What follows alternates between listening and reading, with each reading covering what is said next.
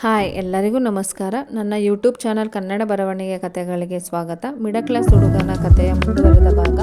ಈ ಹುಡುಗನಿಗೆ ಹೆಣ್ಣು ಮಗು ಜನಿಸುತ್ತದೆ. ಈ ಹುಡುಗನಿಗೆ ತುಂಬ ಖುಷಿಯಾಗುತ್ತದೆ. ಯಾಕಂದರೆ ಇವನು ತನ್ನ ತಾಯಿಯನ್ನು ಪ್ರಾಣಕ್ಕಿಂತ ಹೆಚ್ಚಾಗಿ ಇಷ್ಟಪಡುತ್ತಾ ಪೂಜಿಸುತ್ತಿರುತ್ತಾನೆ. ಮದುವೆ ನಂತರ ಅಷ್ಟೇ ಪ್ರೀತಿ ಕೊಡುವ ಹೆಂಡತಿ ಸಿಗುತ್ತಾಳೆ ಮತ್ತು 1 ವರ್ಷ ಒಳಗಿನ ಮಗು ಮನೆಯಲ್ಲಿದ್ದರೆ ಯಾವ ಕಷ್ಟ, ಯಾವ ನೋವು ಯಾವುದೂ ಕೂಡ ತಲೆಗೆ ಬರುವುದಿಲ್ಲ. ಮನೆಯಲ್ಲಿ ಯಾವಾಗಲೂ ಖುಷಿಯಲ್ಲಿ ತುಂಬಿರುತ್ತದೆ. ಇವನ್ನು ಎಲ್ಲರೂ ಸಹ ನೋಡಿರುತ್ತಾರೆ.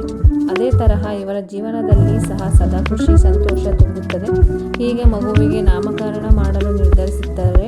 ಹಾಗೆಯೇ ತುಂಬ ಚೆನ್ನಾಗಿ ನಾಮಕರಣವೂ ಸಹ ನೆರವೇರುತ್ತದೆ. ಮನೆಯವರು ಹಾಗೂ ಅಕ್ಕಪಕ್ಕದವರು ಎಲ್ಲರಿಗೂ ಗೊತ್ತಿರುವ ವಿಷಯ.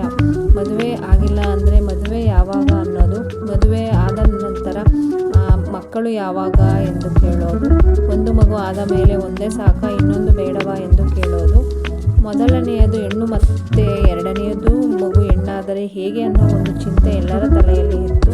ಒಂದು ಗಂಡಾದರೆ ಚೆನ್ನಾಗಿರುತ್ತದೆ ಎಂಬುದು ಮುಂದುವರಿಯುತ್ತದೆ. ನನ್ನ ಯೂಟ್ಯೂಬ್ ಚಾನಲನ್ನು ಸಬ್ಸ್ಕ್ರೈಬ್ ಮಾಡಿ, ಶೇರ್ ಮಾಡಿ, ಲೈಕ್ ಮಾಡಿ, ಕಮೆಂಟ್ ಮಾಡಿ. ಜೈ ಕರ್ನಾಟಕ ಮಾತೆ. ಎಲ್ಲರಿಗೂ ದೀಪಾವಳಿ ಹಬ್ಬದ ಶುಭಾಶಯಗಳು.